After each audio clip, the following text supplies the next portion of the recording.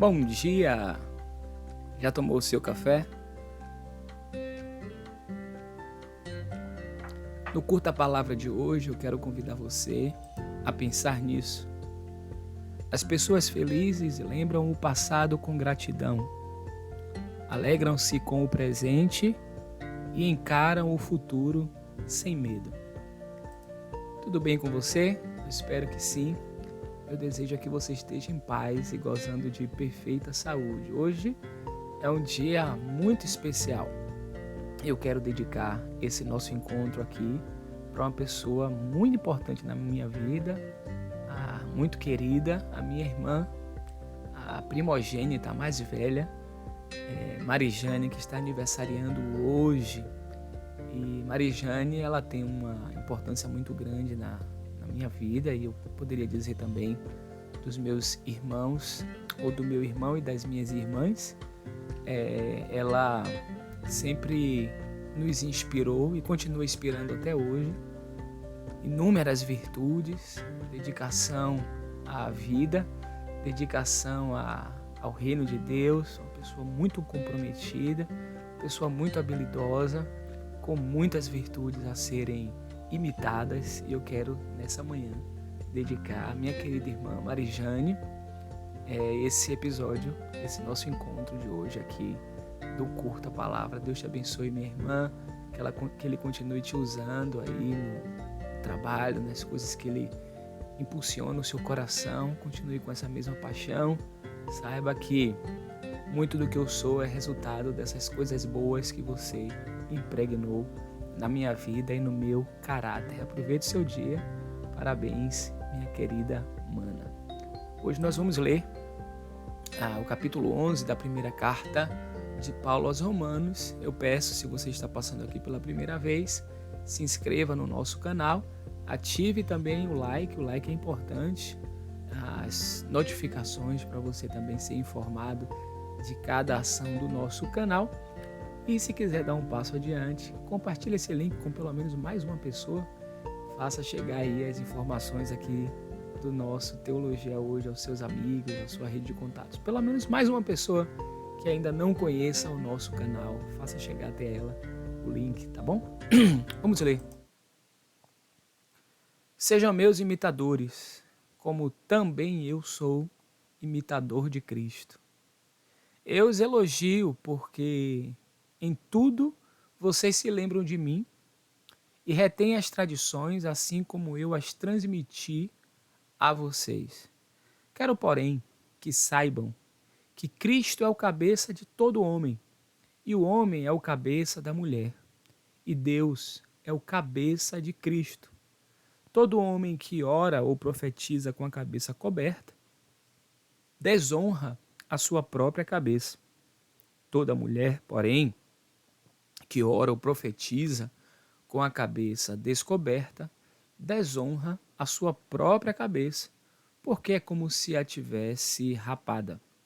Portanto, se a mulher não cobre a cabeça, nesse caso, que rape o cabelo. Mas se é vergonhoso para a mulher cortar rente ou rapar o cabelo, que ela cubra a cabeça, porque o homem não deve cobrir a cabeça por ser ele imagem e glória de Deus, mas a mulher é glória do homem. Porque o homem não foi feito da mulher, mas a mulher foi feita do homem. Porque também o homem não foi criado por causa da mulher, e sim a mulher por causa do homem. Portanto, por causa dos anjos, a mulher deve trazer um sinal de autoridade na cabeça. No Senhor, todavia, nem a mulher é independente do homem, nem o homem é independente da mulher. Porque assim como a mulher foi feita do homem, assim também o homem nasce da mulher, e tudo vem de Deus. Julguem entre vocês mesmos. É próprio que a mulher ore a Deus com a cabeça descoberta? Ou a própria natureza não lhes ensina que é desonroso para o homem usar cabelo comprido? E que, tratando-se da mulher, é para ela uma glória? Pois o cabelo lhe foi dado em lugar de véu. Mas se alguém quiser discutir, essa questão, saiba que nós não temos tal costume, nem as igrejas de Deus. Mas nisto que agora prescrevo, não posso elogiá-los, porque vocês se reúnem não para o melhor, e sim para o pior. Porque, antes de tudo, estou informado de que quando se reúnem na igreja, existem divisões entre vocês e eu, em parte, acredito que isso é verdade. E é até necessário que haja partido entre vocês, para que também os aprovados se tornem conhecidos entre vocês. Quando, pois, se reúnem no mesmo lugar, não é a ceia do Senhor que vocês comem. Porque quando comem, cada um toma antecipadamente a sua própria ceia, e enquanto um fica com fome, outro fica embriagado. Será que vocês não têm casas onde podem comer ou beber? Ou menosprezam a igreja de Deus e envergonham os que nada têm? O que posso dizer a vocês? Devo elogiá-los? Nisso certamente não posso elogiá-los, porque eu recebi do Senhor o que também lhes entreguei. Que o Senhor Jesus, na noite em que foi traído, ele pegou o pão e, tendo dado graças, o partiu e disse: Isto é o meu corpo, que é dado por vocês. Façam isto em memória de mim. Do mesmo modo, depois da ceia, pegou também o cálice, dizendo: Este cálice é a nova aliança no meu sangue.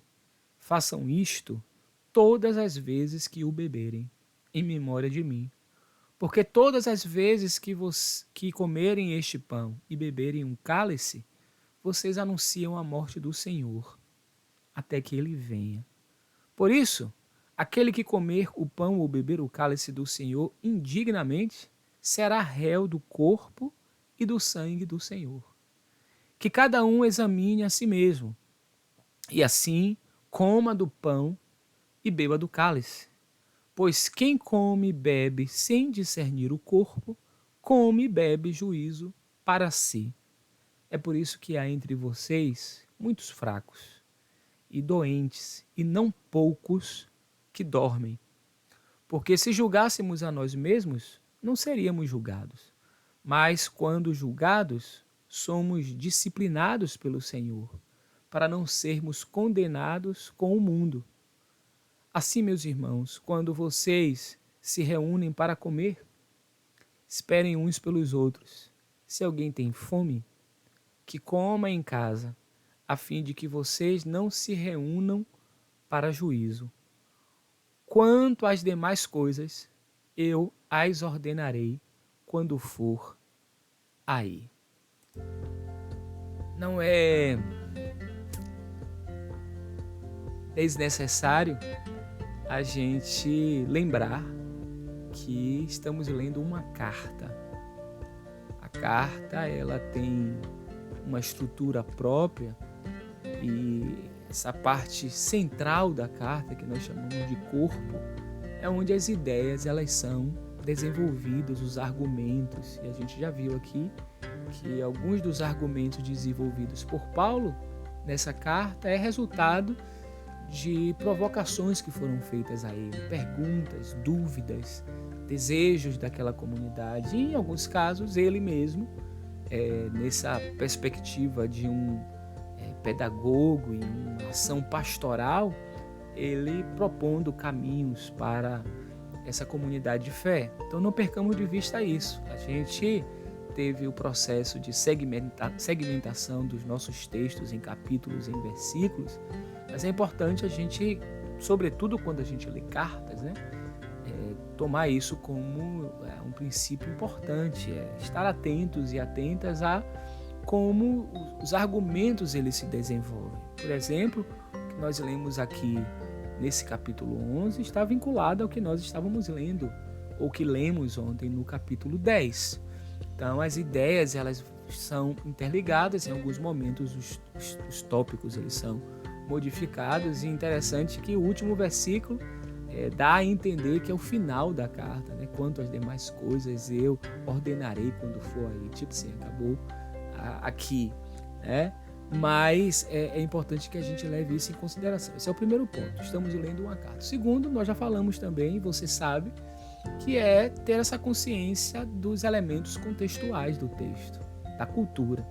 E ao mesmo tempo que a gente precisa estar atentos a como operava a cultura, os modos das relações sociais, econômicas, religiosas, daqueles primeiros destinatários desse documento, a gente não pode também correr o risco de ler o texto impondo ao texto as categorias das discussões modernas sobre qualquer tema. E aqui nós temos um tema que nos toca de maneira importante, que é essa discussão de importância das ações das mulheres na igreja e esse papel da mulher.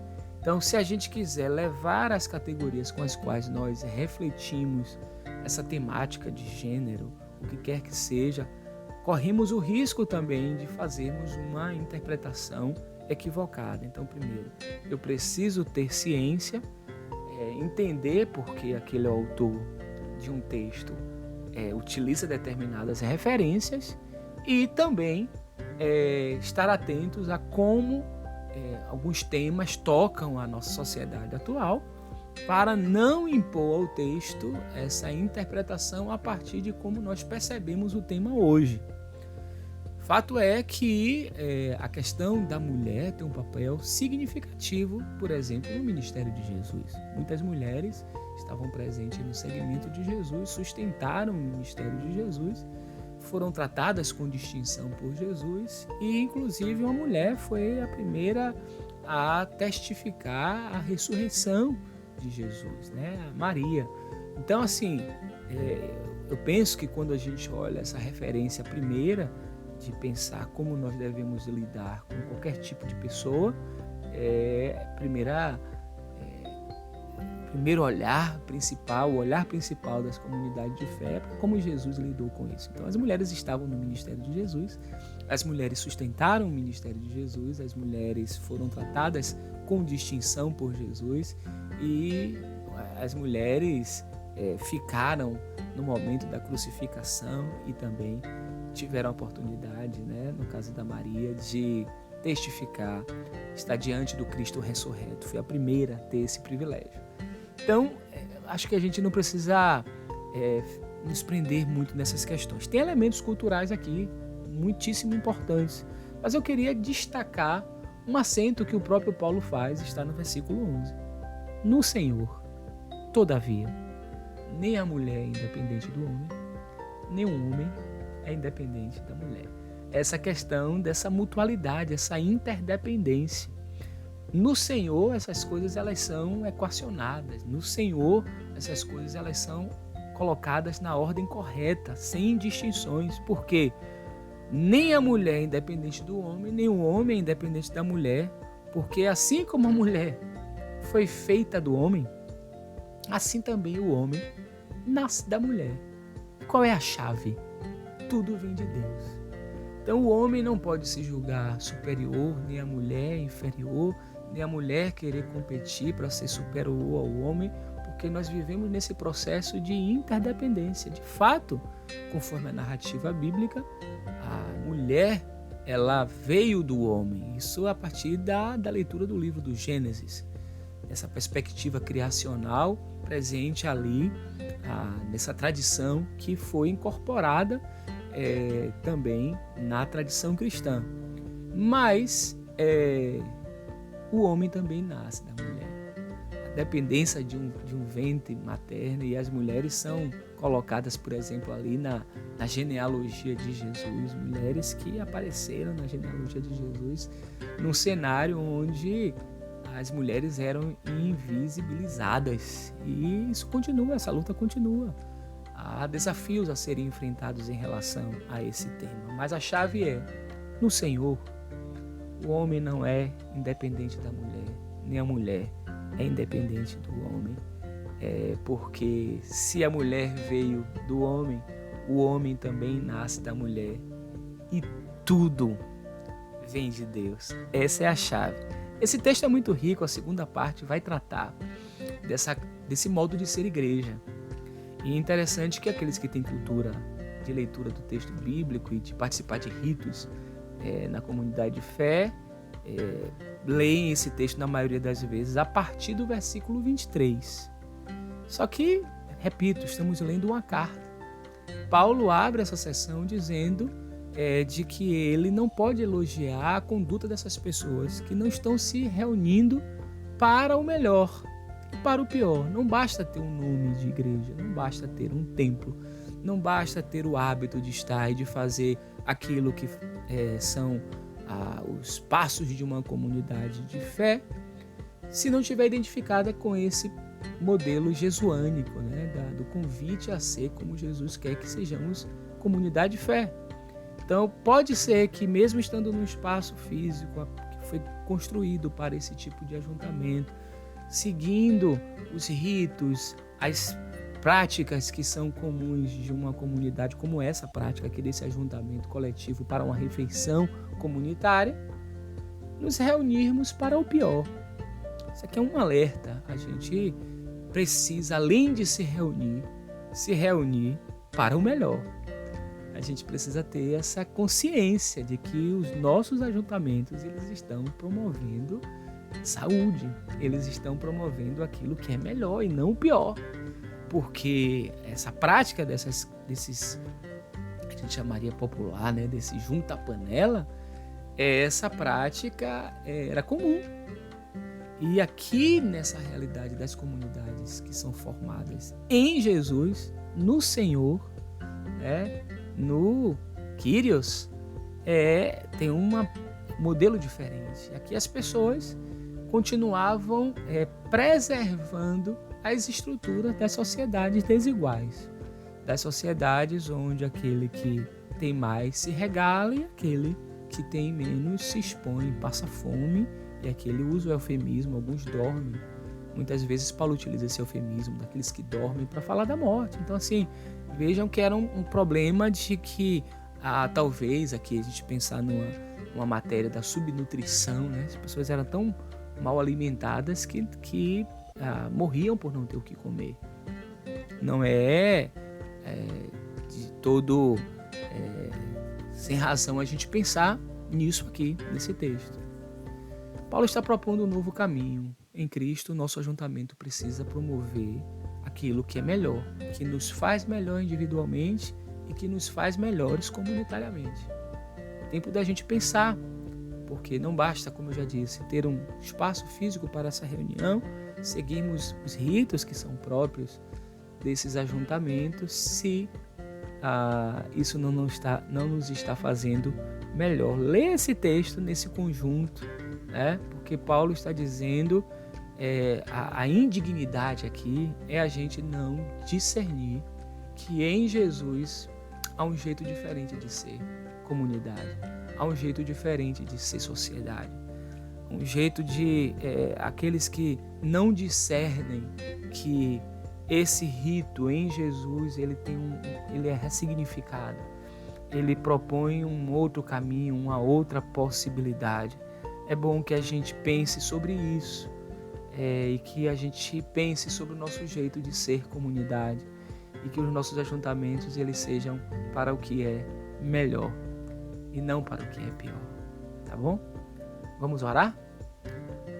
Pai, nós te louvamos nessa manhã, com gratidão no nosso coração pela vida, por tudo que o Senhor é, por tudo que o Senhor faz, por tudo que nós cremos que o Senhor ainda fará em nós e através de nós e por nós. E aqui, Senhor, quero com gratidão colocar a vida da minha irmã Marijane em tuas mãos, rogando as bênçãos do Senhor sobre ela, que ela continue sendo fiel à sua vocação, sendo fiel ao chamado que recebeu do Senhor e colocando a sua vida como tem sido até aqui, colocando a sua vida para queimar como uma vela, de maneira que possa iluminar a todos que estão ao seu redor. Realiza os desejos, cumpre os planos que o Senhor tem para ela e que ela também possa viver na dimensão daquilo que o Senhor tem como possibilidade para a tua serva. Abençoa a vida de Marijane, os seus sonhos, que ela seja muito próspera nessa sua caminhada enquanto pastora numa comunidade de fé, que aqueles irmãos possam ser pastoreados por ela e ao mesmo tempo pastoreá-la em amor, e que ela seja cuidada, amparada e cuidada por essa comunidade de fé. Eu quero também orando por nós aqui, pedindo que de fato as nossas relações sejam promotoras do que é melhor, que os nossos ajuntamentos sejam ajuntamentos que promovam o bem e não o mal, e que a nossa vida seja para a tua glória, que a gente reconheça que no Senhor nós somos interdependentes, tanto homens como mulheres dependemos uns dos outros, porque todos viemos de ti. Tu és a fonte de vida, tu és o que nos guia, o que nos dirige, o que nos conduz, e a nossa vida está em ti, Senhor. Nós confessamos nessa manhã Cristo como essa pedra espiritual na qual nós somos edificados. Cristo é o centro, e que a nossa vida esteja no Senhor, que a nossa vida esteja em ti. Essa é a minha oração, a nossa oração nesse dia, em nome de Jesus. Amém. Eu quero dedicar para você uma canção cujo título é Cristo. Ela é interpretada pelo grupo vocal Sync 3.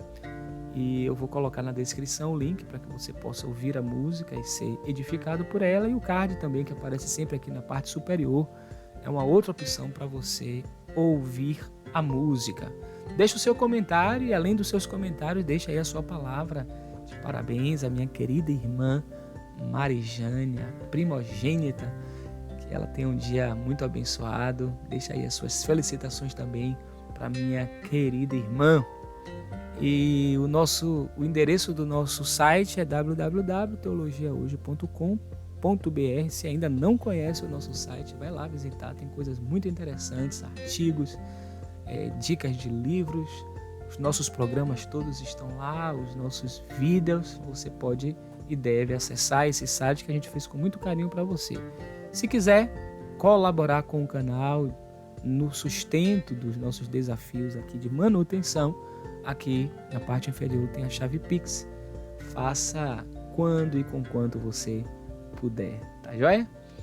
Deus abençoe você, aproveite muito esse dia, que esse dia seja um dia muito abençoado para você, que a bênção do Eterno, que enriquece, que não acrescenta dores, esteja sobre a sua vida, sobre a vida dos seus familiares e dos seus amigos. Essa é a oração que faço por Cristo Jesus, nosso Senhor.